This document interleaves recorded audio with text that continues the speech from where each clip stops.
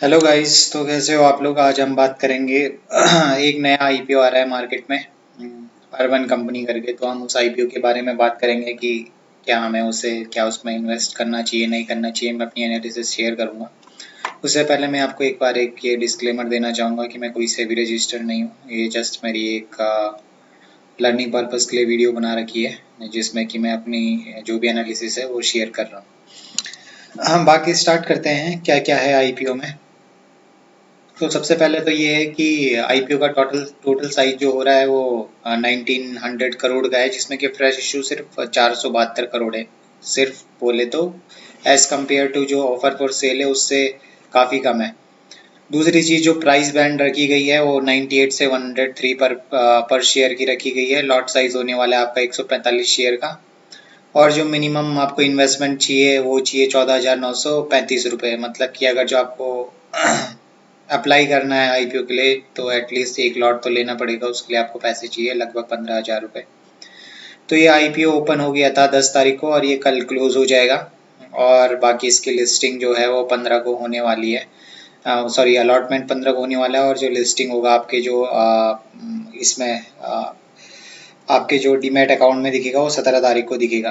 बाकी फाइनेंशियल की बात करें तो कंपनी का जो फाइनेंशियल ईयर 2025 में रेवेन्यू रहा है वो 1145 करोड़ का रहा है, जो कि काफ़ी इंक्रीज हुआ है एज़ कम्पेयर टू पिछले साल के मुकाबले। बाकी नेट प्रॉफिट भी इनका काफ़ी अच्छा रहा है 240 करोड़ का, जो कि पहले लॉस में था 93 करोड़ इन 2024 में। तो अगर जो आप इसका लेटेस्ट एनालिसिस करोगे तो कंपनी प्रॉफिटेबल हुई है as compared to last year. और देन रेवेन्यू भी इनका अच्छा खासा इंक्रीज हुआ है ऑलमोस्ट 38%, जो कि बहुत हेल्दी होता है। ऑल्दो कंपनी का साइज इतना बड़ा नहीं है तो ठीक है, पर फिर भी ये काफ़ी हेल्दी होता है 38%। बाकी हम अगर और चीज़ों की बात करें तो जो इसका प्रॉफिटेबिलिटी आई है मेनली वो बिकॉज ऑफ इनकी जो प्री टैक्स प्रॉफिटेबिलिटी है वो इम्प्रूव हुई है। बाकी जो डिफर टैक्स क्रेडिट है उसकी वजह से इनकी प्रॉफिटेबिलिटी ज़्यादा इंक्रीज हुई है। वैल्यूएशन अगर जो तुम देखोगे तो थोड़ा हाई है वैल्यूएशन, ठीक है। दूसरा चीज़ अगर जो तुम करंटली अभी देखोगे इसका ग्रे मार्केट प्रीमियम, तो वहाँ पे इसका काफ़ी अच्छा ग्रे मार्केट प्रीमियम चल रहा है। मतलब 35 से 40% का लिस्टिंग गेन दिखा रहा है अगर जो इसका शेयर आपका अलॉट हो जाता है तो। जबकि ग्रे मार्केट प्रीमियम फॉलो करता है, मतलब कि आपको अभी कितना इसका कितना लोग इस कितना इसमें इंटरेस्टेड हैं, कितना इसका ग्रे जो अपना ऑफलाइन बोले तो जो स्टॉक मार्केट में लिस्ट नहीं है जहाँ पे कंपनीज वहाँ पे जो ट्रेड्स होते हैं तो उसमें कितना प्रीमियम इसके लिए लोग दे रहे हैं। तो वो ये आपका ग्रे मार्केट प्रीमियम होता है और वहाँ पे जो ये जा रहा है वहाँ पे आपको 35 से 40% के ऊपर इतना परसेंट ऊपर दे रहे हैं लोग इस शेयर पे। बाकी हम बात करें तो सब्सक्रिप्शन इसका पहले दिन में ही काफ़ी पूरा पूरा सब्सक्राइब हो गया था है और डे 2 में तो ये 9x हो गया है, जो कि दिखाई दे रहा है कि स्ट्रॉन्ग डिमांड में है। बाकी हम कंपनी की बात करें तो ये मेनली एक तुम्हारा ब्यूटी प्रोडक्ट्स और होम सर्विसेज और ब्यूटी प्रोडक्ट्स ब्यूटी सर्विसेज में है इंडिया में। अभी इनका रिसेंटली अच्छा खासा रिजल्ट आया है। ये काफ़ी एक्सपेंड कर रहे हैं अर्बन और सेमी अर्बन इंडिया में। रूरल में तो इतना है नहीं इनका, तो मेनली जो इनके प्रोडक्ट सेल होते हैं वो अर्बन एरिया में ही होते हैं और बाकी सेमी अर्बन एरिया में भी इनके प्रोडक्ट ठीक ठाक सेल हो जाते हैं। बाकी जो आपका इनका इकोनॉमिक्स और ये एफिशिएंसी काफ़ी इम्प्रूव हुआ है as compared to previous year. बाकी जो हमारा रिस्क दिख रहा है उसमें ये है कि जो ज़्यादा अमाउंट है फुल अप्रॉक्स 1400 करोड़ का, वो ऑफर फॉर सेल है। मतलब कि वो कोई बेच रहा है। फिर जो अगर कंपनी आईपीओ निकाल रही है वो सिर्फ 472 करोड़ रुपए के लिए निकाल रही है, जिसको कि वो अपने ग्रोथ के लिए यूज़ करेंगे। बाकी प्रॉफिटेबिलिटी जो इनकी हुई है वो टैक्स क्रेडिट्स की वजह से ज़्यादा हुई है इस बार जो 2025 में दिखा है।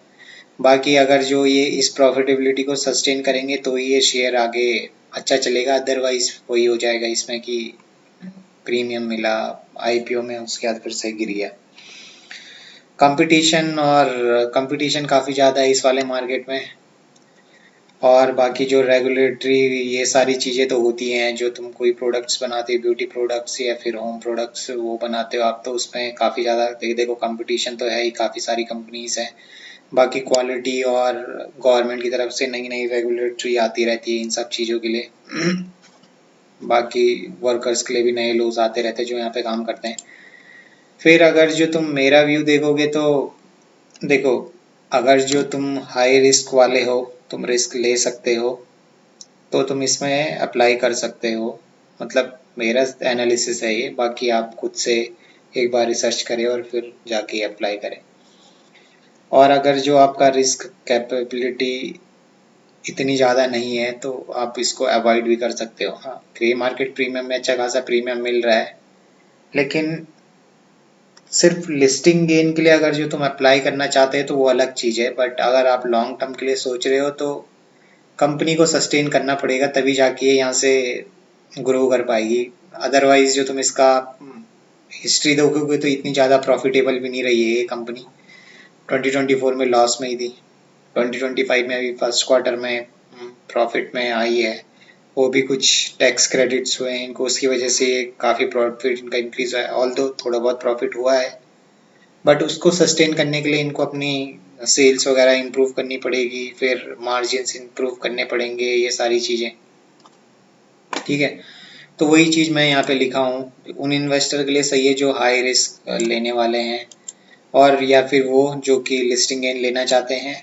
बाकी जो कंजर्वेटिव इन्वेस्टर हैं बोले तो, जिनको इतना कुछ रिस्क नहीं लेना, सिर्फ ऐसा चाहिए कि अपने को लॉन्ग टर्म में 10 15 17% का CAGR चाहिए, तो उनके लिए और भी अच्छे अच्छे स्टॉक्स हैं जो इसमें वो इन्वेस्ट कर सकते हैं। ठीक है, और फिर लॉन्ग टर्म रिटर्न्स इसका टोटली डिपेंड करता है, जो मैंने आपको बता ही दिया कि ये आगे वाले क्वार्टर्स में कैसा प्रॉफिट करती हैं। ठीक है, बाकी हम जो पोस्ट लिस्टिंग जब ये लिस्ट हो जाएगी एक बाद, उसके बाद हमें क्या क्या पॉइंट देखने पड़ेंगे कि कंपनी का अगले क्वार्टर में कैसा रेवेन्यू ग्रोथ हुआ है, प्रॉफिटेबिलिटी कैसी हुई है, एक्सक्लूडिंग टैक्स क्रेडिट्स, ये ध्यान रखना। ठीक है, तुम टैक्स क्रेडिट के साथ भी देख रहे हो तो जो पुराना वाला प्रॉफिट हुआ है उसको भी टैक्स क्रेडिट के साथ देखना, तो तब जाके तुम्हें समझ आएगा कितना प्रॉफिटेबिलिटी हुई है। कस्टमर रिटेंशन और रिपीट ऑर्डर्स कितने अच्छे हैं कंपनी के। कस्टमर रिटेंशन मतलब कि जैसे किसी कंपनी ने, किसी बंदे ने इनका कोई प्रोडक्ट लिया और वो इनका प्रोडक्ट अगेन कितनी बार लेने के लिए जा रहा है, तो वो भी कुछ रिसर्च होती है काफ़ी ज़्यादा, तो उसमें पता चल जाता है कि कितने कस्टमर ये रिटेन कर पा रहे हैं, कितने लोग इनके ऑर्डर बार बार, कितने लोग इनको ऑर्डर दे रहे हैं बार बार, है ना। बाकी ये भी देखना पड़ेगा कि कितने सिटीज़ में इन्होंने एक्सपेंड किया है इंटरनेशनल मार्केट में, ये क्या व्यू पॉइंट है इनका। सर्विस कॉस्ट स्ट्रक्चर और मार्जिन कैसे इम्प्रूव कर रहे हैं नहीं कर रहे हैं, क्योंकि कंपटीशन और रेगुलेटरी चेंजेस को फॉलो कर रहे हैं नहीं कर रहे, कंपटीशन कितना है, ये सारी चीज़ें देख के फिर हमें फाइनल जो आफ्टर लिस्टिंग के बाद हमें जो भी दिखेगा वो ये सब चीज़ें पॉइंट्स देखने पड़ेंगे।